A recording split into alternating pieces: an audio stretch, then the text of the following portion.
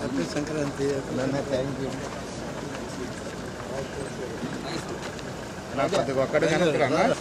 భోజన పాటికి మళ్ళీ ఒక రోజు రావచ్చు, కానీ ఈరోజు ఆ కార్యక్రమం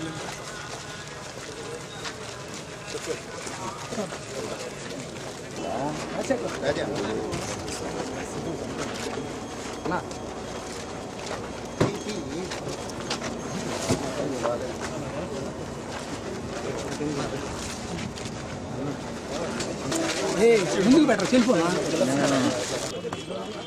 వాళ్ళను ఒక టైం ఇచ్చేసేసి 6 నెలల లోపల కలుపుతున్నప్పుడు వాళ్ళకి మళ్ళీ వాళ్ళతో మాట్లాడుతున్నారు. శ్రీనివాసులు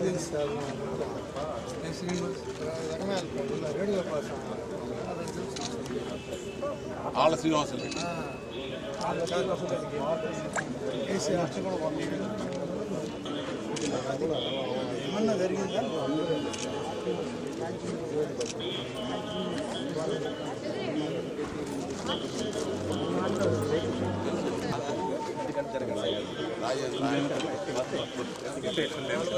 దానికి మనం కాదని ఈ స్థలం కోర్టు ఆర్డర్ ఉంది, 6 నెలలు టైం ఇచ్చారు. ఫోన్ కొట్టు, మీకు ఎన్ని రైస్లో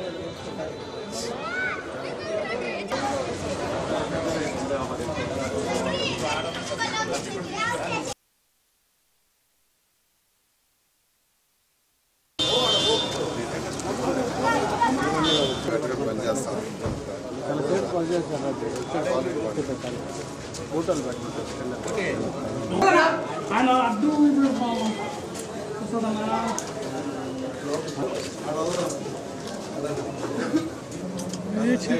ఎక్కడైనా ఫ్రంట్ స్పేస్ దయచేసి వెనకండి.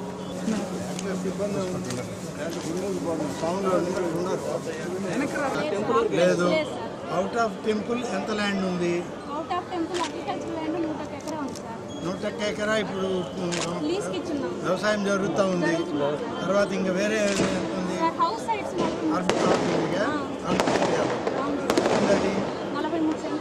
43ఏనా ఏమో నాకు 43 ఖాళీ ఉందా?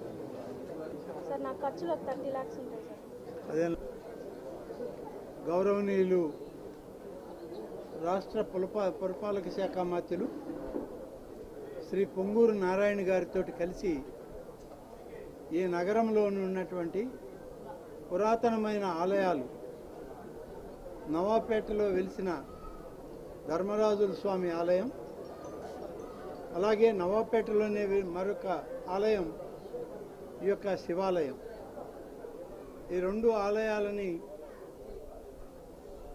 పునర్నిర్మాణం చేయాలి, వీటికి పూర్వ వైభవం తీసుకురావాలి అని చెప్పి గౌరవనీయులు శ్రీ నారాయణ గారు ఇప్పటికే సంకల్పించి అనేక సందర్భాల్లో దేవాదాయ శాఖ అధికారులకి వారు ఆదేశాలు ఇవ్వడం జరిగింది. అందులో భాగంగానే ఈరోజు దేవాదాయ శాఖ మంత్రిగా నేను, పెద్దలు నారాయణ గారు అందరం కలిసి ఇక్కడికి వచ్చాం. ధర్మరాజుల స్వామి దేవాలయం, దాని పరిసరాలు, దాని యొక్క స్థలం యొక్క వివాదాలు అన్నీ కూడా తెలుసుకోవడం, అక్కడి నుంచి ఈ శివాలయానికి రావడం, ఈ ఆలయంని పునర్నిర్మాణం చేయడానికి గతంలో అనేక సందర్భాల్లో ప్రయత్నం చేసినా ఎవరు కూడా దాన్ని పూర్తి స్థాయిలో పరిపూర్ణత చేయలేదు అనేటువంటి విషయం ఇక్కడికి వచ్చిన తర్వాత ఈ ప్రాంత పెద్దలు, అధికారులు, అర్చకులు, పరిచారకులు అందరూ కూడా చెప్పడం జరిగింది. మా దేవాదాయ శాఖ అధికారులు కూడా దీని విషయంలో వాళ్ళ దగ్గర ఉన్న సమాచారం మున్సిపల్ కార్పొరేషన్ అధికారులు అలాగే ఇక్కడ ఉన్నటువంటి దేవాదాయ శాఖ సిబ్బంది ఈ ఆలయ ఈవో అందరితో కూడా మాట్లాడడం జరిగింది. రెవెన్యూ శాఖ యొక్క దాని రికార్డ్స్ కూడా ఒకసారి వెరిఫై చేయమన్నాం.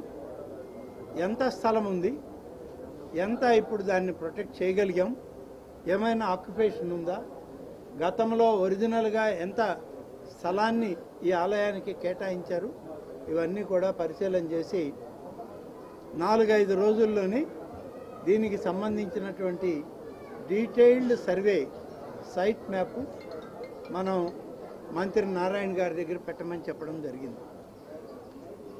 అలాగే ఆలయాలకు సంబంధించి స్థపతులు ఉన్నారు, దేవాదాయ శాఖ ఇంజనీర్లు ఉన్నారు, ఈఓ గారు ఉన్నారు. వీరందరితో కూడా మాట్లాడాక మామూలుగా ఆలయాలకు సంబంధించి లేకుంటే ఆలయాల పునర్నిర్మాణానికి సంబంధించి ఇటీవలే గౌరవ ముఖ్యమంత్రి శ్రీ చంద్రబాబు నాయుడు గారు వచ్చిన తర్వాత ఏ ఆలయంలో ఎలాంటి పూజాది కార్యక్రమాలు కానీ ఎలాంటి పునర్నిర్మాణాలు కానీ జరగాలంటే ఆగమ పండితులు ఎవరైతే ఆ ఆలయానికి పూర్వపు స్థానం నుంచి ఉన్నారో వారి యొక్క సలహా సూచనలు కూడా తీసుకోవాలి అని చెప్పి, వారు ఇచ్చేటువంటి సలహాల మీదనే మనం అభివృద్ధి చేయాలి అని చెప్పి ముఖ్యమంత్రి గారు ఆదేశించడం, ఆ ప్రకారం దేవాదాయ శాఖ జీవో కూడా విడుదల చేసింది. ఇవాళ తిరుమల తిరుపతి దేవస్థానం నుంచి చిన్న ఆలయం వరకు ఏదైనా సరే ఆగమ పండితుల యొక్క సారథ్యంలోనే ఈ ఆలయాలన్నీ ఈ రాష్ట్రంలో నడుస్తున్నాయి. అదేవిధంగా ఇక్కడికి వచ్చినప్పుడు ఆగమ పండితులు ఆ యొక్క ఆగమోక్త నియమాలు కార్యక్రమాలు ఇక్కడ ఎవరు చూస్తూ ఉన్నారంటే, పూర్వం పెద్దలు ఉండేవారు, వాళ్ళు ఇప్పుడు లేరు, వారు వారసులు ఉన్నారు. అయితే మనకి పక్క గ్రామాల్లోనే ఉన్నటువంటి ఆగమ శాస్త్ర పండితులు ఉన్నారు, వాళ్ళు ఈ ఆలయాలను చూస్తున్నారు ఈ ప్రాంతంలో అని చెప్పి చెప్పడం జరిగింది. వారిని కూడా ఆహ్వానించి ఆలయ పరిస్థితుల గురించి అధ్యయనం చేయించాలని చెప్పి సూచించడం జరిగింది. ఈ ఆలయంలో 2012లో ఒకసారి ఆలయంలో వర్షం పడితే పడినటువంటి నీళ్ళన్నీ గర్భగుడిలోకి వెళ్ళిపోయి ఇక్కడ ఆలయంలో ఉన్నటువంటి శివలింగం మునిగిపోయే పరిస్థితికి వచ్చింది. అప్పుడు దీన్ని కొంత డెవలప్ చేయాలన్న తర్వాత కొంతమంది డొనేషన్ ఇవ్వడానికి డోనార్లుగా వచ్చారు. వారు డోనార్లుగా వస్తే దీన్ని రిపేర్ చేయడం జరిగింది. అది తాత్కాలిక ప్రాతిపదికనే చేయాలి, అలాగే చేశారు. తర్వాత 2022లో మళ్ళీ ఒకసారి దీన్ని పునర్నిర్మాణం చేయాలి అని చెప్పి మరి ఆనాడు ఉన్నటువంటి ఈ ప్రాంతంలో కొంతమంది మాట్లాడడం, స్థపతులు ఇంజనీర్లు అందరూ కూడా ప్రణాళికలు తయారు చేయడం, దాదాపు 1,50,00,000తో ఆలయాన్ని కట్టాలి అని ఒక నియమం చేశారు. అంతవరకే పరిమితి. దాన్ని అమల్లోకి తీసుకురాలేదు. టెండర్లు పిలవడం, టెండర్ల స్థాయిలో ఆగిపోవడం, టెండర్ పాడిన వాడు ముందుకొచ్చి మేము డబ్బు కట్టి కాంట్రాక్ట్ చేస్తామని కానీ చేయమని కానీ వాళ్ళు ఇప్పటికీ చెప్పలేదు. అలాగే శాస్త్రబద్ధంగా ఆగమ పద్ధతుల ప్రకారం టెండర్లు కూడా పిలవలేదు. అందుకనే ఈ ఆలయం ఇవాళ 3 సంవత్సరాల తర్వాత కూడా కేవలం ఒక్క రాయి కూడా పెట్టలేదు దీని పునర్నిర్మాణం. అందుకనే ఇవాళ ముఖ్యంగా నారాయణ గారి సారథ్యంలో మేమందరం వచ్చాం, శివాలయాన్ని చూసాం. ఈ ఆలయ పునర్నిర్మాణం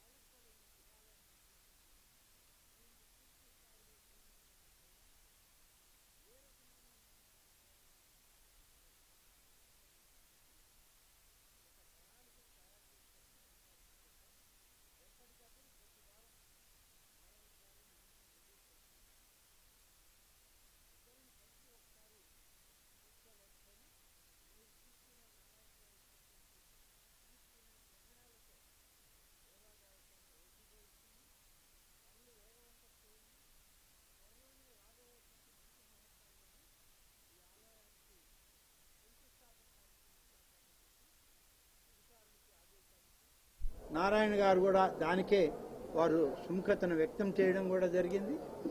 అది ఎంత అవుతుందనేటువంటి విషయంలో ఆగమ పండితులు, స్థపతులు, ఇంజనీరింగ్ అధికారులు కలిసి ఎస్టిమేట్ వేస్తే ఆ ఎస్టిమేట్ ప్రకారం దానికి నిధులు మంజూరు చేయడం జరుగుతుంది రాష్ట్ర ప్రభుత్వం నుంచి, దేవాదాయ శాఖ నుంచి.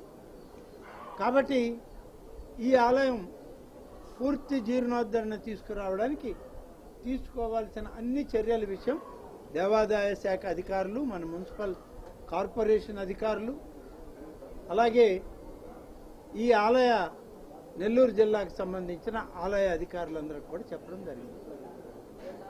ధర్మరాజుల గుడిని పరిశీలించాం, దాని ప్రాంగణాన్ని అంతా కూడా పరిశీలించాం.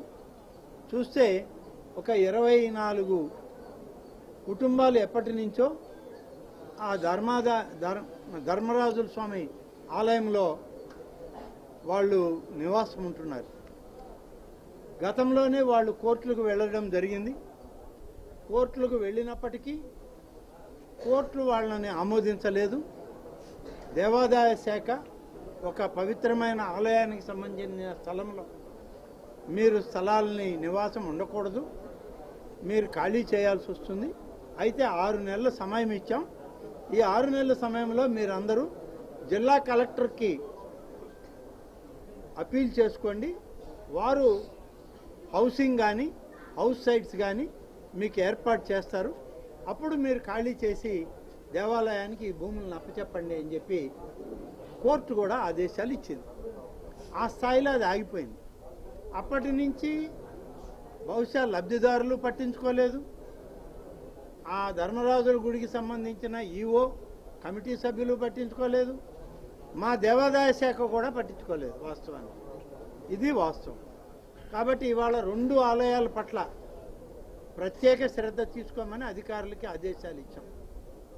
అలాగే అక్కడ ఉన్న లబ్ధిదారులు ఎవరైతే ఉన్నారో ఆక్రమణ చేసుకుని కోర్టు ఆదేశాలు ఏమున్నాయో రికార్డ్స్ కూడా పరిశీలన చేయమని జిల్లా కలెక్టర్కి ఈరోజు ఈ ప్రభుత్వం వచ్చాక రాష్ట్ర ప్రభుత్వం నుంచి జిల్లా కలెక్టర్కి ఆదేశాలు ఇచ్చాం. మేము ఎక్కడైనా దేవాదాయ శాఖ స్థలాలు, భూములు సంబంధించినవి ఏమైనా ఆక్రమణలకు గురైతే జిల్లా కలెక్టర్ గారిని బాధ్యత తీసుకొని ఖాళీ చేయించమని వాళ్ళకి ఆదేశాలు కూడా ఉన్నాయి. కాబట్టి ఒకసారి జిల్లా కలెక్టర్ గారితో నేను కానీ నారాయణ గారు కానీ చెప్తాం. దేవాదాయ శాఖ అధికారులు, ధర్మరాజుల గుడి ఈవో వాళ్ళందరూ కూడా కలెక్టర్ గారితో మాట్లాడి ప్రత్యామ్నాయ ఏర్పాట్లు ఏం చేయాలనో వాళ్ళకి అవి ఏర్పాటు చేయడానికి పరిశీలించడం జరుగుతుంది. ఒకసారి అవన్నీ అయ్యే లోపలని స్థపతులకి, ఇంజనీర్లకి ధర్మరాజుల గుడి యొక్క ప్రాశస్త్యాన్ని కూడా మనం పెద్దదిగా గుర్తించాలి. దానికి కావాల్సినటువంటి పునర్నిర్మాణం జరగాలి, దానికి కూడా ఉన్నటువంటి స్థలాలని కాపాడాలి అని చెప్పి అధికారులకి సూచనలు ఇచ్చాము. ఇప్పుడే దానికి కూడా కావాల్సినటువంటి ప్రణాళికలు సిద్ధం చేస్తారు. అవి పునర్నిర్మాణం జరిగేటప్పుడు అక్కడ ఉన్నటువంటి డోనార్లు ఎవరు, అక్కడ ఏ డోనార్లు, ఏ కమ్యూనిటీ దాన్ని పరిశీలన చేస్తుంది, ఇప్పటి వరకు దాన్ని పాలకవర్గంగా ఉంది, వాళ్ళందరితో కూడా మాట్లాడి సరైన నిర్ణయం చేస్తుంది మన మంత్రి నారాయణ గారి ఆధ్వర్యంలో. తప్పకుండా ఈ 2 ఆలయాలని పునర్నిర్మాణం చేయడానికి అవసరమైన నిధులు, అవసరమైన ప్రణాళికలు ఆగమ పండితుల యొక్క సలహా మేరకు స్థపతులు, ఇంజనీర్లు, దేవాదాయ శాఖ పరిగణనలో ఉన్నటువంటి ప్రమాణాల నేపథ్యంలో ఆలయాలని పూర్తి స్థాయిలో పునర్నిర్మాణం చేయడానికి మేము ఆలోచన చేసి ఒక నిర్ణయం తీసుకుంటున్నాం. నారాయణ గారు కూడా దానికి పూర్తిగా ఈ ఆలయాలను పునర్నిర్మాణం చేయాలనేది ఆయన నిర్ణయం. ఆ నిర్ణయాన్ని ఎప్పుడైతే ఆయన నా దృష్టికి తెచ్చారో అప్పుడే అధికారులకు ఆదేశాలు ఇచ్చి ఇవాళ ప్రత్యేకంగా వారితో కలిసి ఇక్కడికి వచ్చే అవకాశం కలిగింది. దీన్నంతా కూడా పూర్తి స్థాయిలో పరిశీలన చేసి పునర్నిర్మాణానికి మొదలు పెడతాం. 18 మాసాలు సమయం ఇస్తాం. ఆలయాల నిర్మాణ దశలను బట్టి అవి ఏ ఏ స్థాయిల్లో ఉంటాయి, ఎంతెంత పెద్ద ఆలయాల్లో చూసి వాటికి తగ్గట్టుగా మినిమం 18 మాసాల్లో పూర్తి చేయాలంటాం. అయితే అవి పెద్ద ఆలయాలు అయితే ఇంకా కొంతకాలం పెరుగుతుంది, 24 మాసాల 32 మాసాల ఇట్లా. కాబట్టి ఎప్పటికప్పుడు ఈ ఆలయాల నిర్మాణాలని పూర్తి స్థాయిలో పరిశీలిస్తూ వాటి నిర్మాణాలను కూడా కొనసాగించే విధంగా మరి మంత్రి గారితో కలిసి దేవాదాయ శాఖ అంతా కూడా పనిచేస్తుంది. మేమంతా కూడా వారితో కలిసి నడవడానికి, ఈ ఆలయాలను పునర్నిర్మాణం చేయడానికి ఇవాళ ఏర్పాట్లు చేశారు. Thank you. నెల్లూరు ప్రజలందరికీ నా యొక్క శుభాకాంక్షలు. ఈరోజు నేను మన ఎండోమెంట్స్ మంత్రి గౌరవులైన రామనారాయణ గారు మేమిద్దరం ఈరోజు యాక్చువల్గా అటు ధర్మరాజుల స్వామి టెంపుల్, అదేవిధంగా శ్రీ మల్లేశ్వర స్వామి వారి టెంపుల్, ఈ రెండింటిని విజిట్ చేయడం జరిగింది. ఎందుకంటే గత 6 నెలల్లో అనేక సార్లు మేమిద్దరం అధికారులతో డిస్కస్ చేసాం. నెల్లూరులో ఉన్న టెంపుల్స్ అన్నింటినీ ఏ విధంగా పునర్నిర్మించాలి. టెంపుల్స్ అలాగే ఉంటాయి, వాటికి సంబంధించిన వసతులు కానీ, ఇదేదో ఇక్కడ వర్షం పడితే నీళ్లు గుళ్ళోపలికి వస్తాయంటే దానికి కొంత పైకి లేపడం జరిగింది. దానివల్ల మళ్ళీ కొన్ని ఇబ్బందులు వచ్చినాయి. అలాంటివి ఇబ్బందులు రాకుండా అయితే టెంపుల్స్ చేసేటప్పుడు ఖచ్చితంగా ఏదైనా అగమ పండితులు, అదేవిధంగా సప్తతులు, వీళ్ళందరి యొక్క సూచన మేరకు చేయాలి. ఇది వెంటనే గబగబా చేసేది కాదు. అందువల్ల ఈరోజు ఈ 2 విజిట్ చేసాం. వాళ్ళని అధికారులకు కన్సల్ట్ చేసి వాళ్ళ యొక్క సలహాలు తీసుకొని ఈ రెండింటికి ఎస్టిమేషన్ చేస్తే వాటిని వీలైన తొందరలో మొదలు పెట్టిస్తామని మన యొక్క గౌరవనీయ మంత్రివర్యులు ఆనం రామనాయుడు గారు చెప్పారు. దానికి వారికి ప్రత్యేకంగా నెల్లూరు ప్రజల తరఫున ధన్యవాదాలు తెలియజేస్తున్నాను.